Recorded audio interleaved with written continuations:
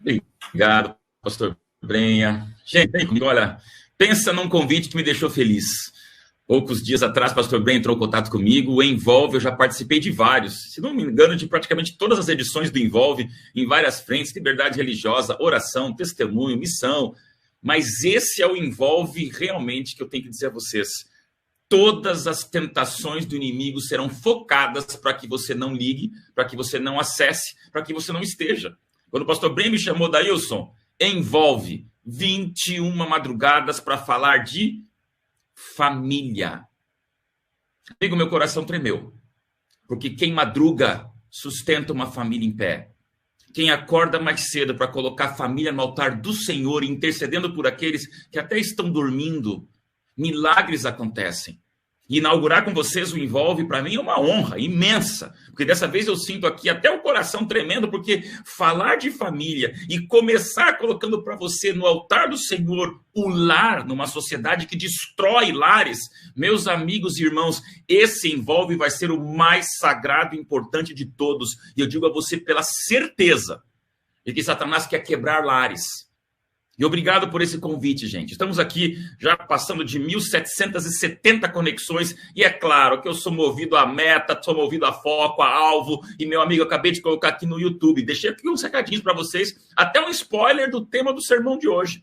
Porque nós podemos chegar em 2.000 conexões. Eu quero mandar um abraço aqui para Francisca Josefa, Rita Reino. Rapidinho, gente, me deixa aqui um minuto. De onde você está assistindo o Envolve? De que lugar do mundo você está assistindo o Envolve exatamente agora? Abraço para Célia, Helenisa Cruz, Valdecila John, Dequinho aqui dizendo louvado seja o Senhor. Estou com o meu YouTube ligado aqui do lado, você está vendo algumas mensagens, mas rapidinho, gente, de onde você está exatamente agora assistindo o Envolve? Vivian Falcão, Sônia Moraes, é gente mandando recadinho aqui no YouTube, porque a gente vai conversar um pouquinho sobre a coisa mais preciosa da humanidade, que são os filhos. E agora aqui estourou tudo, olha, Porto Alegre, Minas Gerais, Curitiba, Maranhão, temos aqui o povo de Jarinu, Alagoinha na Bahia, é um Brasil de audiência, vamos para o mundo, tem gente na Europa, no Japão, Belo Horizonte, Salvador, Gabriúva, São Paulo, Altamira, Januba, Minas Gerais, é o Brasil aqui falando sobre família, sobre paz. Agora a coisa enlouqueceu aqui. Voltamos para Curitiba, Barra do Piraí, São Paulo, perdão, Rio de Janeiro, Goiás. Abraço, Adriana Oliveira. Abraço para você. Não consigo nem ler tanto nome agora, não para aqui. Cleonice Campos de Itajubá, Avena Casé, Lisboa, Portugal. Ó, ali já é um pouquinho mais tarde, né? Lisboa. Vamos lá, gente. A cena é de filme. Nova geração se deparando com velha geração. Bíceps com cabelos brancos. Ombros fortes com ombros arqueados. É uma história que passou e uma história que vai começar. Na verdade, é o confronto, é o encontro dramático entre o futuro e o passado. Entre um rei e um príncipe. Falando a verdade, é um bate-papo entre um filho e um pai. De todas as histórias mais dramáticas da Bíblia de relação pai e filho, eu quero abrir com você a palavra de Deus nesse momento, para lermos juntos 1 Crônicas 22:7. Acesse agora a sua Bíblia, pega aqui a sua Bíblia, quem madrugou tem que estar com a Bíblia na mão, porque envolve a palavra de Deus. 1 Crônicas 22:7, estou com a minha Bíblia aqui, e eu vou ler para você um dos encontros mais incríveis entre pai e filho, entre um príncipe e um rei. Na verdade, é entre Davi e Salomão. 1 Crônicas 22:7 diz: Disse Davi a Salomão: meu filho, filho meu, eu tive a intenção de edificar uma casa ao nome do Senhor, o meu Deus. Sonhos todo mundo tem. E a Bíblia é cheia de momentos entre pais e filhos. Você vê Adão falando com Abel e Caim, o assassino.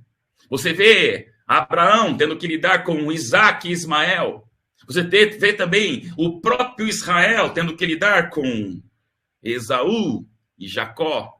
Você tem que ver também Noé falando sobre algo que nunca tinha acontecido e seus filhos tendo que ouvir zombaria e bullying para o seu pai louco e doido.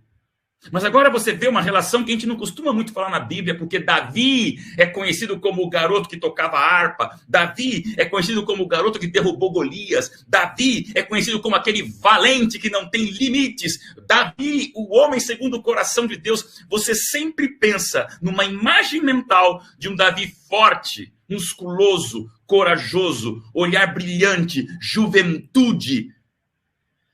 Só que agora eu quero te mostrar um outro Davi. Davi envelheceu. A sua coroa agora, ela repousa sobre uma fronte de maneira desequilibrada, porque a sua testa está enrugada.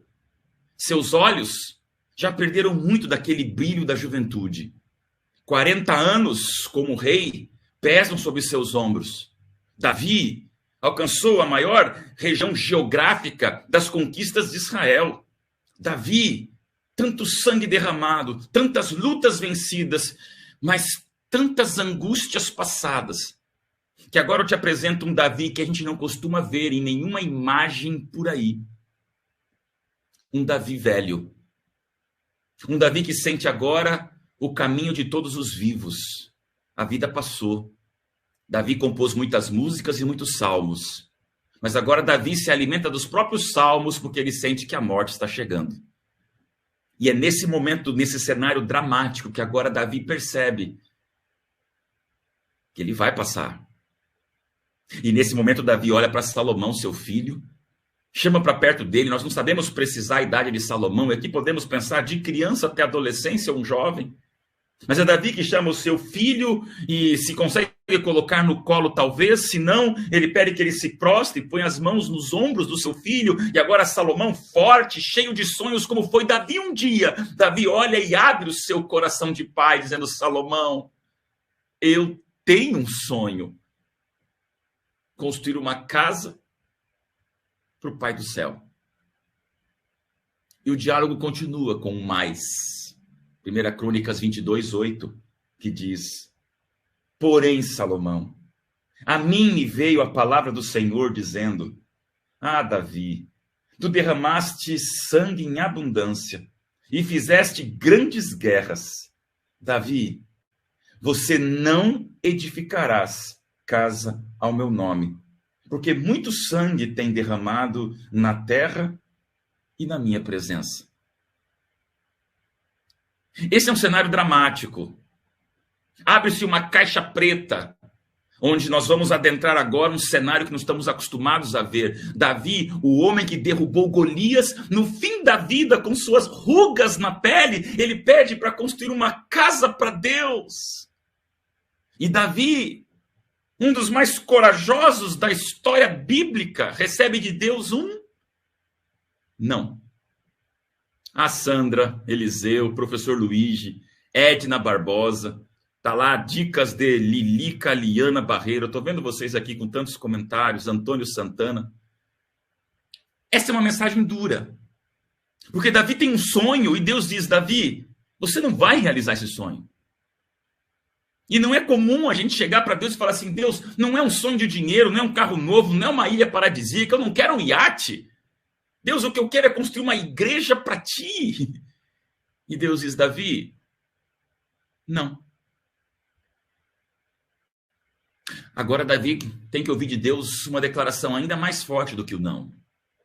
Vamos para a 1 Crônicas 22, 9 e 10. O texto continua. Deus falando para Davi: eis que te nascerá um filho, Davi, que será homem sereno, porque eu vou dar descanso de todos os seus inimigos em redor. Portanto, Salomão será o seu nome, paz e tranquilidade darei a Israel nos seus dias.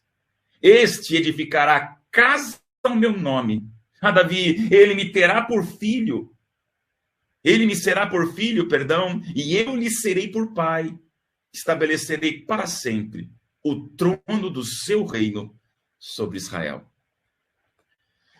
Amigos, é arrepiante essa história bíblica, porque Deus diz para Davi: Davi, o teu sonho é bom, e o teu sonho vai ser realizado. Mas quem vai realizar teu sonho, Davi, não é você. Quem vai realizar teu sonho é o teu filho Salomão. E essa é uma das histórias mais lindas e tocantes e emocionantes da Bíblia, porque você vê um sonhador envelhecido repassando o seu sonho para um garoto descobrindo a vida. Gosto de pensar que a vida de Davi foi resumida em alguns objetos. Davi foi o homem do cajado. Davi foi o homem da funda. Davi foi o homem da harpa. Davi foi o homem da tesoura. Davi foi o homem da coroa. Davi foi o homem da espada. E Davi foi o homem do binóculo. 7 objetos que resumem a vida de Davi. No cajado, ele aprendeu junto às ovelhas a humildade para ser um líder. Junto com a funda, derrubando Golias, Davi teve que aprender a ousadia para ser um líder. Tocando harpa para Saul, Davi teve que descobrir que um líder precisa ter sensibilidade. Eu gosto de pensar na tesoura, quando Davi não ousou usurpar o reino de Saul, mas cortou apenas um pedaço de sua manta, porque ali ele podia ter matado Saul, mas não era a hora. Então ali mostrou que Davi estava sendo preparado pela prudência para ser um bom líder. E aí Davi coloca a coroa em sua fronte como rei empoderado. Agora ele vive a autoridade de um líder. E junto com ela vem a espada, onde Davi conquista povos, amplia a região de ação do povo de Israel. E ali Davi sente a missão da sua liderança. Mas o mesmo Davi também tem na sua biografia o binóculo. No momento errado, olhando gente errada, com pensamentos errados, Davi trai a Deus, adulterando com Batseba. E o binóculo nos lembra que antes de um líder, somos pecadores. E a humanidade nos lembra o perigo de nós sonharmos distante de Deus. Você percebe que dramática a história de Davi? E agora Davi tem esse sonho. Eu gosto da frase que diz: quem começa a falar mais do que fez e menos do que sonha, começa a envelhecer. Velhice não é uma questão de idade, velhice é uma questão de sonhos. E Davi, ainda velhinho, tem uma energia de sonhos na sua mente, mas Deus diz o quê? Davi, não. É o teu filho, é essa criança, é esse moleque que está aí com você. Não existe texto na Bíblia mais forte para você entender, pai e mãe, hoje, que muitos dos seus sonhos não vão acontecer, mas vão acontecer através do legado que você deixa para os seus filhos. Filhos são flechas, como diz Salmo 127:4. Amo esse texto. E flechas são interessantes, porque quanto mais você puxa para perto, mais longe elas vão. Eu quero hoje discutir com você esse sentimento lindo de Davi com Salomão, para descobrir que Deus disse: olha para os teus filhos, porque teus filhos se agigantam, carregando dentro de si a missão dos pais. Filhos dão trabalho? Nós damos trabalho. Claro que sim, todo ser humano. Lembro da minha filha, eu sou pai coruja, 13 anos, ela fez este sábado 13 anos. Ontem ela tinha 3 meses. E agora há pouco ela tinha 3 anos. E de repente, ela já tem 13 anos. Me lembro quantas experiências tive com a minha filha, que um dia chegou com 6 para 7 anos e me assustou quando falou: pai, o que é virgem? Eu entrei em pânico e falei: é, nem tão cedo assim. E minha educadora, a esposa, falou: pera, deixa ela falar. Por quê, filha? Ela estava aprendendo a alfabetização, ela falou: porque eu li um negócio chamado azeite virgem. Ufa, calma que vai chegar o momento dessa conversa. Já chegou. Me lembro quando minha filha era garotinha e eu, um pai perfeito, excepcional, confundi pomada de assadura com pasta de dente. Você já imagina o bombonzinho dela cheirando morango e o hálito dela com hipogloss. Coisas de pais, experimentos de pais. Como eu me lembro de uma história que eu ouvi esses dias de uma criança que estava no colo da mãe e a sua mãe querendo dar uma lição de moral na filha. E a filha olhou para a mamãe e falou: mamãe, por que é que você tem cabelos brancos? E aquela mãe sentiu que aquele era o momento. Respirou fundo e invadiu dimensões eternas de uma pedagogia maternal e falou: filha, eu vou te contar porque que a mamãe tem um cabelo branco. Sabe, filha, quando você desobedece a mamãe, uma lágrima escorre do coração da mamãe. E essa lágrima vai em direção à coluna da mamãe e sobe pelo corpo da mamãe até a sua cabeça. E essa lágrima de tristeza, quando você desobedece, filha, ela desabrocha num cabelo branco. Esperando lágrimas da filha que não veio, a filha olha para a mamãe e diz: ah, mamãe, cada cabelo branco é uma lágrima de desobediência. E a mamãe diz: sim, filha. E aí a filha responde: mamãe, Então por que é que a vovó tem todos os cabelos brancos? A mamãe disse, filha, a conversa acabou por aqui. Eu amo histórias de crianças assim, porque crianças nos fazem repensar a vida. E numa madrugada como essa, envolve, o primeiro envolve, são 21 junto com você, e tá aqui a Lúcia, tá aqui a Marilda, tá aqui a Lucinha, Valde Cleide, tá aqui o Sérgio Lopes, a Ironita, você tá comigo aqui, estamos chegando já, passamos de 2.030 conexões. Meus amigos, é um momento dramático para dizer para você, por que é que Deus disse um não para Davi, mas disse um sim para Salomão, por causa de 5 características. Primeiro, pais e filhos, Deus queria ensinar uma lição para Salomão, para Davi, desapega. Ô, palavra difícil hoje, desapega. Falei para vocês que filhos são flechas, quanto mais perto de você, mais longe vai. Puxe para perto e solte que vai longe. Só que lembre-se, isso não é mimação, isso não é superproteção, isso não é controle, não é domínio de crianças. Deus quis ensinar para Davi, primeiro, a lição de pais e filhos, desapego. Você está para proteger, para orientar. Você não está para controlar e colocar uma redoma onde a criança não possa respirar. Como eu me lembro de um grande escritor cristão que, de tempos atrás, Marcos de Benedito escreveu num devocional em 2016, dizendo que filhos são como carros novos. E é interessante porque carro novo, você protege, você cuida, tem cheiro de novo, tem pneu novo. Aí você pega o carro e põe na garagem, tranca a garagem. E porque o carro é novo, ele nunca sai da garagem. Certo ou errado? A não ser que seja para uma coleção, carro novo foi feito para ser admirado e protegido. Mas carro novo também foi feito para rodar na estrada. Cuidado com apego excessivo, porque filhos realizam nossos sonhos, eles seguem adiante. E um recadinho para mães, e aqui sem nenhuma questão de gênero, mas a gente sabe que às vezes a mãe tem aquele carinho super protetor, que delícia mãe ter um colo de mãe. Agora, de maneira especial para mães de meninos. Lembra, e agora eu vou falar com muita sinceridade e cuidado com as minhas palavras. Mãe, teu filho não pode substituir o vazio que você tem no seu coração de cônjuge. Filhos não podem ocupar no colo a falta que maridos fazem na cama.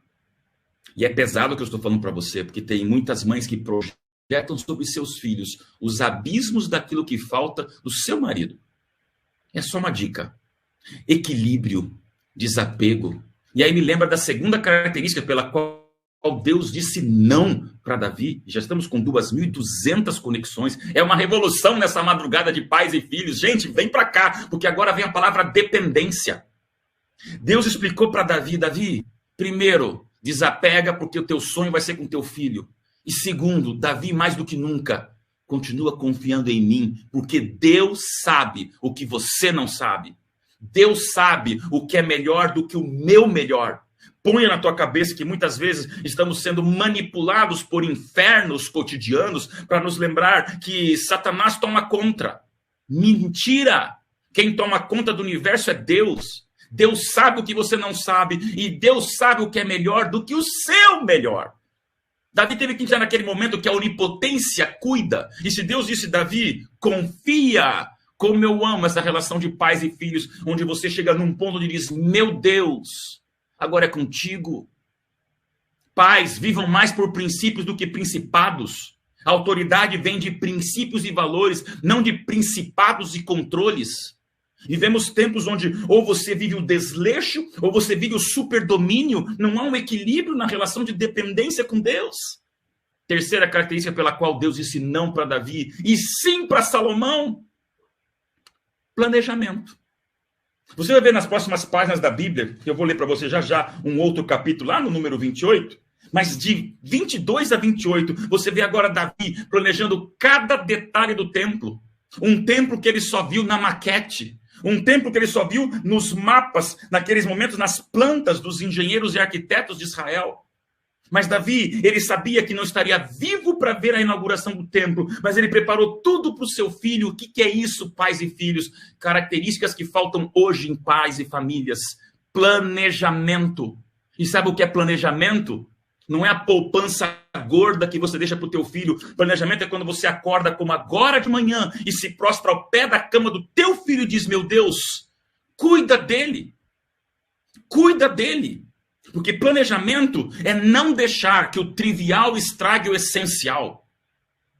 E nada será mais essencial do lado de cá do céu do que o culto familiar, mesmo que essa família seja de um, intercedendo por todos os outros que dormem. Se possível, faça o culto familiar. Se possível, não abra mão desse momento de dedicação a Deus. Meus amigos, hoje vivemos tempos onde dentro de um sofá, pai, mãe e filhos estão com celulares, e esse sofá tem a distância do Japão, porque perto não quer dizer próximo. Infelizmente, o mundo de toxinas digitais nos levam a estar distantes dos nossos filhos ao alcance de um abraço, porque cada um está no mundo digital. Qual que é meu medo? O que a senhora White diz nos seus escritos evangélicos, que fundos crescem numa vida sem propósito. Tem casamentos com fungos. Se não há planejamento espiritual, não haverá planejamento em todo o resto da vida para você ser eternamente feliz. Posso compartilhar com você uma luta? Dias atrás me deparei com uma pesquisa que me assustou muito. Da pandemia para cá, caiu muito o consumo de drogas dos jovens. Adolescentes estão fumando menos. Adolescentes estão bebendo muito menos. E olha que loucura, os adolescentes estão tendo menos relacionamentos sexuais agora, de anos para cá. Muito menos gravidez precoce. Até menos consumo de televisão. Pastor, que notícia boa! Não é tão boa assim. Cai o número de drogados, de bêbados e grávidas precoces. Mas aumenta vertiginosamente e absurdamente o número de uma nova geração com depressão, com pensamentos suicidas e se automutilando. Sabe o que isso quer dizer? Nossos filhos se drogam menos, mas se cortam mais. Momentos dramáticos onde quero levar você a entender comigo que não é brincadeira quando você fala, cuida, pensa e planeja a relação com teu filho com Deus. E aí vai um recadinho, assim como eu dei para mãe de meninos, eu vou dar um recadinho para pais de meninas. E é o meu caso. Pais de meninas, especialmente, com muito carinho. Eu não vou ser generalista, mas eu quero apenas ser amigo teu para dizer o que eu sinto. Cuida, pai de menina. A referência que ela vai ter de gênero, a referência que ela vai ter de autoridade, de amor e de masculinidade para a vida dela. A primeira referência que ela tem vem da onde? Do professor, da academia, do colega de recreio? A primeira referência de masculinidade que uma mulher tem é do seu pai. Tem que ter tempo. Tem que ter aconchego. Tem que ter firmeza. Tem que ter romantismo. Tem que ter atenção. Pais de meninas, que ministério que Deus nos chama para semearmos no coração delas a melhor referência que elas vão ter de um companheiro para a vida. E sabe o que é mais lindo? Filhos retribuem. Por isso que eu vou para a quarta parte, precisamos terminar. Serviço. Sabe o que Deus quis dizer para Davi? Davi, você mandou 40 anos. De Golias para cá, você conquistou terras impensáveis. Você se acostumou com vitórias. Davi, você aprendeu a mandar. E agora, no final da tua vida, eu quero lembrar que Salomão realiza o teu sonho para que você nunca esqueça que você continua servindo. É o serviço. Falamos do desapego, falamos da confiança, falamos do planejamento, e agora eu quero falar com você do serviço, porque ali sim, Davi teve que entender que a autoridade não nasce do que você manda, a autoridade nasce do que você serve. Pais, estamos também para servir nossos filhos. Só não virem servos, só não virem capachos, né? Só não virem empregados, só não virem escravos dos seus filhos, mas servir, sem dúvida nenhuma, isso é grandeza. E é preocupante porque a igreja nunca é tão tentada quanto ela é perseguida. A igreja é tentada quando ela é aplaudida. O maior problema não é a perseguição, o maior problema é o aplauso. E a Bíblia nos mostra que a relação entre pais e filhos não nasce de aplauso numa plateia, relação de pais e filhos nasce de uma bacia de lava-pés, onde a gente serve, onde a gente abençoa, onde a gente se prostra. E aí, meus irmãos, quinto e último tópico para você entender por que Deus disse não para Davi. Primeiro, desapego. Segundo, confiança. Terceiro, planejamento. Quarto, serviço. E quinto e último, legado. Ah, meus amigos, legado. É um legado que se passa de uma geração para a próxima. Diz um escritor que qualquer igreja, ela está apenas uma geração de total extinção. Se nós não passarmos para a próxima geração, o que fica e o que vai? Sabe qual é a igreja do futuro? O futuro da igreja, as novas gerações. Aí eu te pergunto, onde elas estarão quando nós não mais estivermos? Pais amados, tem que ter conversa, tem que ter diálogo, tem que ter perdão, tem que ter lágrimas, tem que ter acolhimento. E mais do que mesada, tem que ter tempo. E eu ouso dizer a você, pai, é muito mais fácil dar dinheiro do que dar minutos.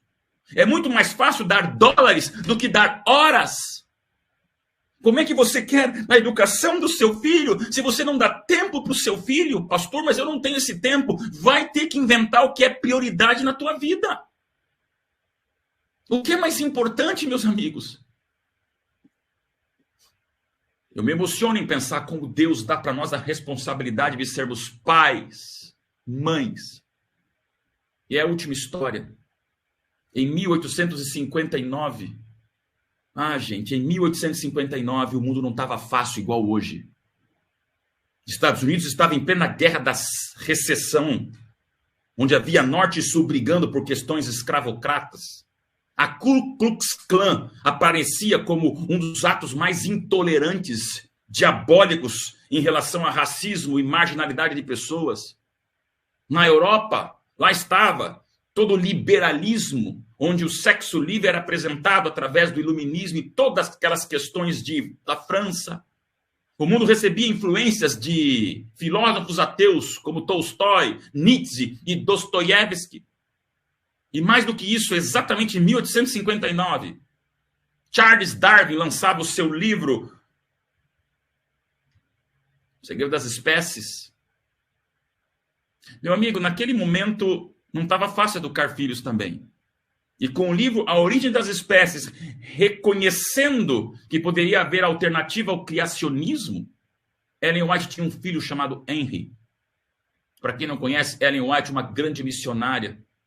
Queremos ser uma profetisa, uma mulher que escreveu 500.000 páginas da vontade de Deus e tinha um filho chamado Henry, com 16 anos. Não era um filho perfeito como nós pais não temos filhos perfeitos. Henry não foi muito simples como filho para Ellen White. Deu trabalho. Pegou pneumonia com 16 anos e não resistiu. Em uma de suas cartas, Ellen White, com lágrimas nos olhos de mãe, ela escreve para o seu filho, algo que poucos falam, essa versão Ellen White mãe, e me emociona pensar isso porque ela escreveu para o seu filho. Eu me sinto muito ansiosa pela salvação dos meus filhos, especialmente você, meu filho primogênito Henry. Dedique-se a Deus em sua juventude, ame-o e sirva-o. Ele o amará com um amor maior do que de um pai ou de uma mãe. Filho, ele quer você feliz. E a assinatura não é comum, que diz o quê? Sua querida mamãe, Ellen. Sabe o que ali você vê? Uma mãe intercedendo pelo seu filho. E agora eu volto para Crônicas 28:9, quando você vê 4, 5 páginas à frente, que Davi morre, Salomão inaugura o trono, e agora Salomão, ele apenas tem que lembrar mais do que nunca que esse templo que ele tanto sonhou, que esse templo que o seu pai sonhou, agora é a hora dele inaugurar. Não foi tudo lindo, porque Salomão queria estar com seu pai, mas anos depois, Salomão entende o legado, o planejamento, o serviço, a confiança e o desapego do seu pai. E o último texto que quero deixar para você, 1 Crônicas 8:20, que diz: Disse Davi a Salomão, seu filho, sê forte e corajoso e faze a obra. Não temas nem te desanimes, porque o Senhor Deus, o meu Deus, há de ser contigo, não te deixará, nem te desamparará, até que acabes todas as obras para o serviço da casa do Senhor. E no versículo 9, filho Salomão, conhece o Deus do teu pai. Queridos, filhos são flechas. Pai, você tem autoridade de dizer, filho, conheça o Deus do teu pai? Amo pensar que Noé foi o maior evangelista dessa história. Mesmo tendo só seus filhos na arca. Mas ele tinha todos os seus filhos na arca. Noé é uma esperança a todos os pais. Só que tem uma diferença. Nós não temos os 120 anos de Noé pela frente. Minha mensagem para você é de urgência, de clamor e de súplica. Pais, nossos filhos construirão nossos sonhos. Tira um pouco o umbigo e o ego dos seus alvos imediatos, das suas conquistas mirabolantes e pense que a tua criança que continua a tua história, teus filhos prolongam o teu legado, teus filhos continuam o teu sobrenome. E no céu não vai ser tão legal se nós não tivermos os nossos filhos conosco lá. Meu apelo final: priorize seus filhos como Deus prioriza você. Se alguma coisa não está legal, ore como nunca, interceda como nunca. Deus escuta a oração de pai, Deus escuta clamor de mãe, porque Deus sabe que o templo da nossa vida também vai ser construído pelos filhos da nossa eternidade. Que Deus te abençoe. Forte abraço, que vem o envolve. Amanhã você tem um lugar marcado aqui, com Deus e com a sua família. Amém.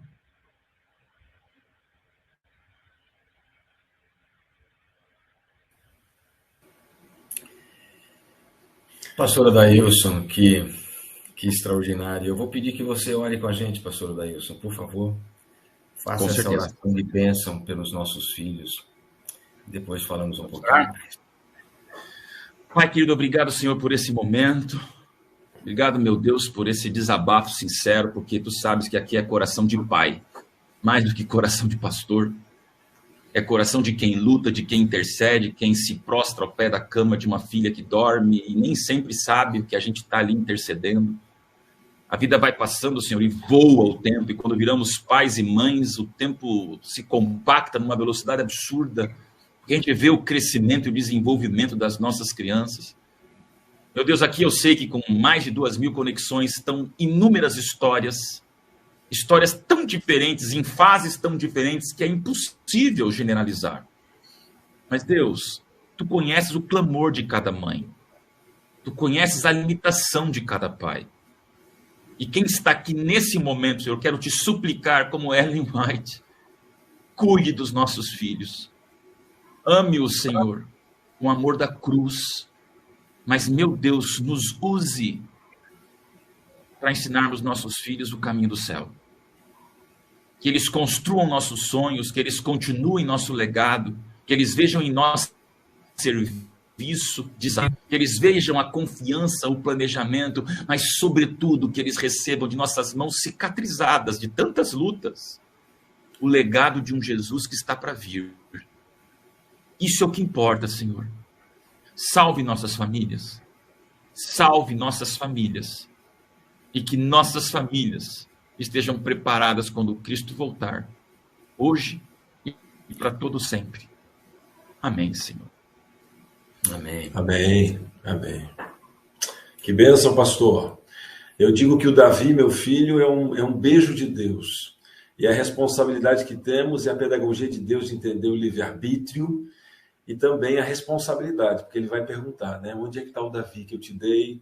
Enfim, que essa responsabilidade possa também ser um exercício para a nossa fé, porque ali entendemos um pouquinho, né, do que é lidar com o amor, com as decisões. E obrigado, pastor, por dar esse primeiro passo nessa caminhada de 21 dias, que vai ser uma bênção para muitas famílias, e que Deus lhe continue lhe abençoando, lhe usando como ferramenta. Eu sei que muitas vezes, mesmo sendo pastor, para lá, para cá, eu pergunto, pai, o que eu faço com essa menina? O que eu faço com o meu relógio, que ainda é Cronos, mas a gente tem que descansar no Kairos, pelas atividades que temos, mesmo à frente do Evangelho. Deus, mesmo dentro da arca, a gente tem que se segurar firme nos pés dele, senão a gente constrói a arca e não vai com ela, né, pastor? Mas que Deus lhe use como pai, como esposo, como homem, como filho de Deus. Amém. Obrigado, pastor Adailson. Foi bênção pastorzão. e muita bênção. Quase 3.000